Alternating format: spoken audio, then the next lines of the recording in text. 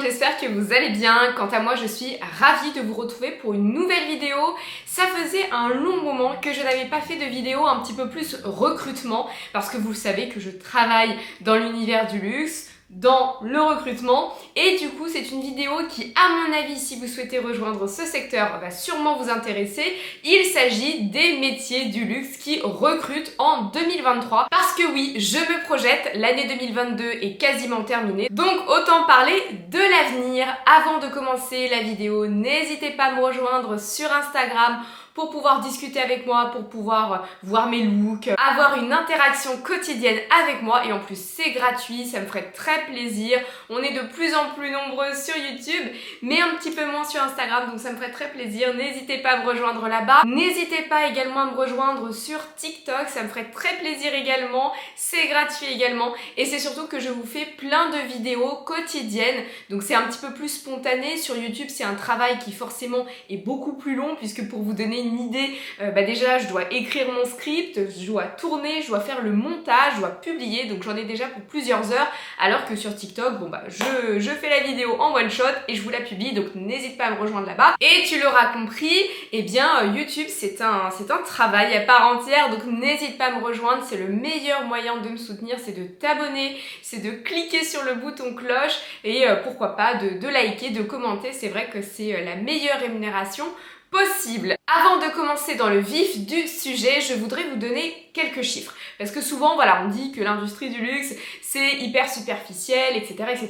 En réalité, c'est une industrie qui, peu importe les crises ou les pandémies, arrive à tirer son épingle du jeu. Donc, en termes de sécurité au travail, c'est quand même important d'être dans un secteur où on se dit, bon, il est porteur, je vais pas avoir de problème, parce qu'on le sait, il y a eu énormément de plans sociaux pendant la pandémie. Moi-même, j'en ai été témoin, donc c'est vrai que l'industrie du luxe a quand même un côté sécurisant, et pour vous donner quelques chiffres, on est plus de 170 000 à travailler dans l'univers du luxe, et ce, rien qu'en France, puisqu'effectivement de nombreuses maisons sont présentes à l'international, surtout côté retail. Donc 170 000, c'est énorme, et il faut savoir que l'industrie du luxe recrute à peu près chaque année plus de 40 000 personnes. Donc c'est énorme, c'est un des secteurs les plus porteurs au monde et les plus recruteurs. Donc pour le coup, on a pas mal de perspectives d'évolution et de carrière dans l'univers du luxe. Maintenant, sur certains métiers, c'est beaucoup plus pénurique, on recherche davantage de profils.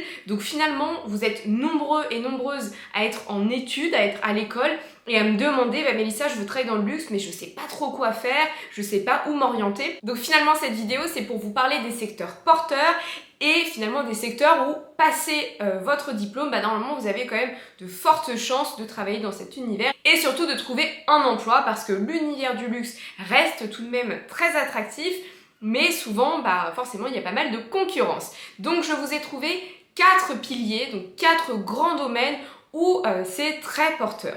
Le premier domaine, ce sont les métiers du digital, forcément sans grande surprise. Ça fait des années que le digital recrute énormément, mais pas que dans l'univers du luxe. Par exemple, mon chéri travaille dans l'univers du digital, mais dans un univers qui n'a rien à voir avec l'univers du luxe. Donc ce sont des métiers qui, par essence, sont très porteurs. Mais dans l'univers du luxe également. Et pourquoi ? Parce que, vous le savez, et surtout la pandémie a pas mal projeté cela, a pas mal accéléré le phénomène, mais le e-commerce, le e-retail se développe énormément, à l'instar du retail, donc d'avoir des boutiques physiques. Donc c'est vrai que les maisons ont besoin d'avoir une présence en ligne, surtout avec la pandémie. Pourquoi je dis que ça a accéléré cela ? Parce que on n'avait plus de touristes, il y avait moins de clients, donc les gens achètent plus sur internet. Donc l'avenir, c'est surtout d'acheter du luxe sur internet. Donc il y a plusieurs métiers qui se sont également développés, ou des métiers qui existaient déjà mais où on va recruter énormément. C'est surtout que l'univers du luxe, ce n'est pas n'importe quel secteur. Donc ok, on va vendre en ligne, on va se développer en ligne, mais l'univers du luxe reste un univers où les valeurs suivantes sont maîtres, à savoir l'excellence, l'hyper-personnalisation, la rareté, mais également le storytelling. Donc comment on transmet tout cela? Eh bien en ligne, parce qu'effectivement, par essence, le retail, il y a de l'humain derrière. Donc il y a ce contact privilégié. Mais en ligne, il y a ce côté un petit peu froid, un petit peu digital. Donc c'est pour cela qu'on recrute énormément dans ce secteur-là, parce qu'il y a tout un travail derrière de maintien des codes du luxe, mais à distance, en ligne. Donc pour vous parler un petit peu des métiers que l'on va recruter dans l'univers du digital, je ne parle pas que de l'IT. On va avoir en termes de métiers des data analystes, des managers CRM, des chefs de produits. On va avoir également des responsables IT, on va avoir des responsables e-commerce, des designers e-retail et forcément des chargés de transformation digitale. Donc là, les métiers que je vous ai cités, c'est vraiment 10 à 15% des métiers qu'il y a dans l'univers du luxe en digital. Donc n'hésitez pas à aller regarder sur les sites des différentes maisons ou des différents groupes dans la section digitale et vous aurez vraiment une pleine idée de tous les métiers qui sont disponibles, que ce soit en stage, en alternance, en CDD ou encore en CDI. Deuxième métier très porteur, ce sont les métiers de la création.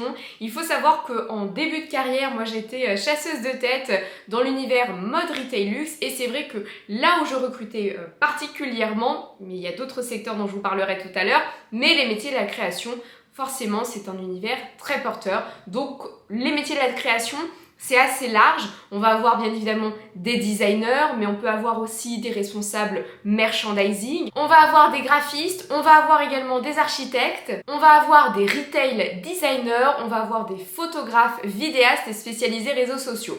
Donc pourquoi les métiers de la création sont aussi importants?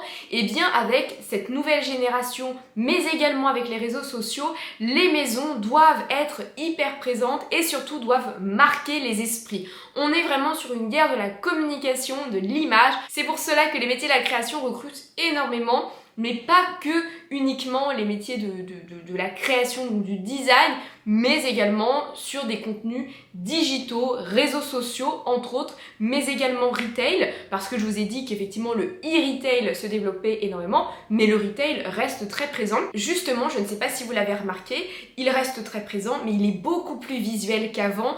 Pour vous donner un ordre d'idée, actuellement chez Dior, il y a une communication sur Harrods avec des boutiques Dior en pain d'épices, donc vous voyez, ça marque, on le voit sur les réseaux sociaux, il y a un relais, et donc waouh, tout de suite, il y a une belle image pour la maison Dior. Donc c'est pour cela qu'il y a vraiment cette double casquette aussi, retail, e-retail, création et surtout image sur les réseaux sociaux.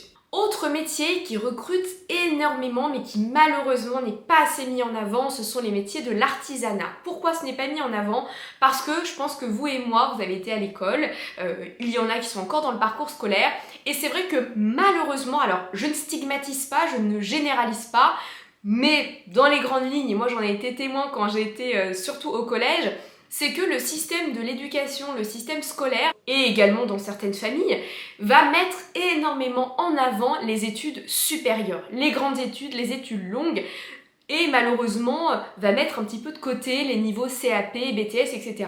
Sauf que c'est dommage, parce que les métiers de l'artisanat dans l'univers du luxe sont quand même au cœur même de la maison. C'est une vitrine, c'est un miroir du savoir-faire français, ce sont des secrets de fabrication, c'est une transmission, c'est un patrimoine également national, donc c'est important en réalité de mettre ces métiers en avant.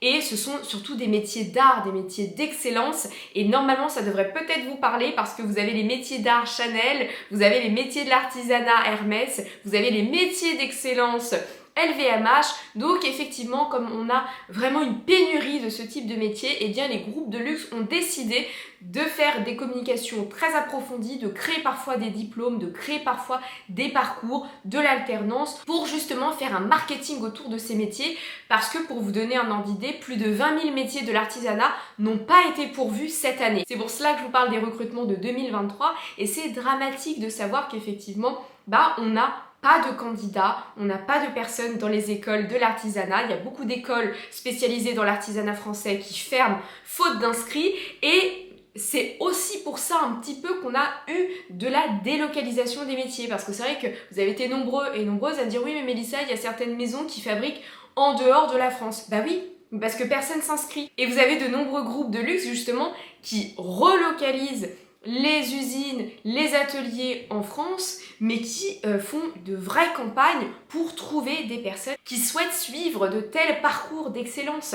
Donc n'hésitez pas aussi à vous spécialiser dans l'artisanat, et je vous en avais déjà parlé dans une de mes vidéos. Moi, si j'avais su qu'il y avait tant de métiers comme ça dans l'univers du luxe, je suis certaine à...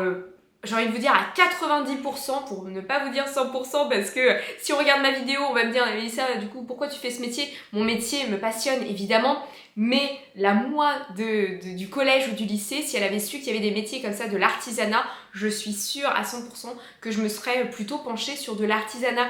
J'ai cette minutie, cette patience, cette précision, et puis c'est presque de la méditation finalement quand on fait de l'artisanat. Donc voilà, n'hésitez pas aussi à vous pencher sur ces métiers. Vous avez des brodeurs, vous avez des modélistes, des patronnières, des couturiers, des bottiers, des chapeliers également. Vous avez énormément comme ça de métiers. Vous avez des coloristes, vous avez des responsables d'atelier, vous avez des développeurs produits, vous avez également des responsables qualité, vous avez des boulangers aussi parce que de nombreux groupes de luxe se développent également dans la restauration de luxe, dans l'hôtellerie de luxe, dans la conciergerie également. Donc voilà, vous avez énormément de métiers, vous avez des maltiers, vous avez des brodeurs, donc n'hésitez pas à regarder justement dans cette branche parce que les groupes de luxe recherchent tout le temps et ce sont des métiers vraiment très rares. Vous avez également des personnes spécialisées dans les écrins en verre, dans l'univers de la haute parfumerie, de la haute cosmétique, et c'est surtout qu'il y a de nombreux experts dans les maisons qui arrivent à un certain âge et qui partent en retraite. Donc ces personnes-là, il faut les remplacer. Donc ça, c'est vraiment un secteur très porteur en 2023. Et enfin, vous avez bien évidemment les métiers de l'expérience client. Et cela également, on recrute énormément. Donc les métiers de l'expérience client, pareil, je vais vous parler du retail, de l'hôtellerie de luxe, également de la restauration de luxe, mais également du e-retail. Donc bien évidemment, on va rechercher des responsables boutiques, des conseillers de vente, mais on peut avoir aussi des responsables spa, des esthéticiennes, des gouvernantes, des maîtres d'hôtel, des make-up artistes, des responsables du service client. Forcément, si le e-commerce se développe, il y a tout de même des services clients en France qui sont en charge du maintien des codes du luxe, de la transmission du storytelling. Je pense que vous avez toutes et tous appelé au moins une fois un service client par téléphone, et c'est surtout qu'il y a ce côté moins impressionnant parce que souvent vous me dites « Mais Mélissa, moi j'ai peur d'entrer dans les boutiques de luxe, les portes elles sont closes, il y a des vigiles, on doit faire de la queue, je sais pas comment m'habiller, je sais pas comment me comporter. » Je ne sais pas si je vais trouver la pièce en question parce qu'il y a aussi ce système de rareté dans l'univers du luxe. Donc finalement, d'envoyer un mail ou un petit chat ou de téléphoner, c'est vrai que ça brise un petit peu la glace. Donc ce sont des métiers également qui se développent énormément, responsables de service client, conseiller clientèle à distance, et en plus ce sont des métiers où on recherche plusieurs langues. Donc voilà, vous avez vraiment pléthore de métiers. Donc voilà en tout cas tous les métiers qui sont des métiers d'avenir dans l'univers du luxe. Par exemple, au sein du groupe LVMH, vous avez plus de 280 métiers d'excellence, mais dans d'autres groupes également, vous avez de nombreux métiers comme cela qui sont parfois très pénuriques. Donc si jamais tu souhaites soit t'orienter dans l'univers du luxe, soit te réorienter, n'hésite pas à regarder cette vidéo et en tout cas à consulter après les différents sites pour voir les différents métiers, à faire des journées particulières LVMH, à faire des journées portes ouvertes au sein des différents groupes. Je sais que par exemple le groupe Richemont l'a fait, mais d'autres groupes l'ont fait. N'hésite pas à demander des stages, également d'observation pour que tu puisses plus découvrir ton métier, parce que finalement quand on s'oriente dans une carrière, alors c'est plus trop vrai maintenant avec les nouvelles générations, mais en tout cas, bon, une fois que vous arrivez dans un métier, il nous reste quand même, et je parle en état de cause, au moins une quarantaine d'années, voire plus, avant d'avoir la retraite. Donc autant se spécialiser dans un métier qui nous passionne et qui nous plaît, et surtout des métiers dans lesquels on peut évoluer, parce que tous les métiers que je vous ai cités, ce sont des métiers dans lesquels vous pouvez bien évidemment évoluer et grandir, parce que comme l'univers du luxe se développe énormément, grandit énormément, vous avez des possibilités en termes de carrière qui sont assez larges et assez importantes. Donc voilà en tout cas pour ma vidéo, j'espère qu'elle vous aura plu. N'hésite pas à t'abonner, n'hésite pas à liker, n'hésite pas à la partager et à me donner également ton avis. En tout cas, je te fais de gros bisous et je te dis à très bientôt pour plus de contenu. Bye bye!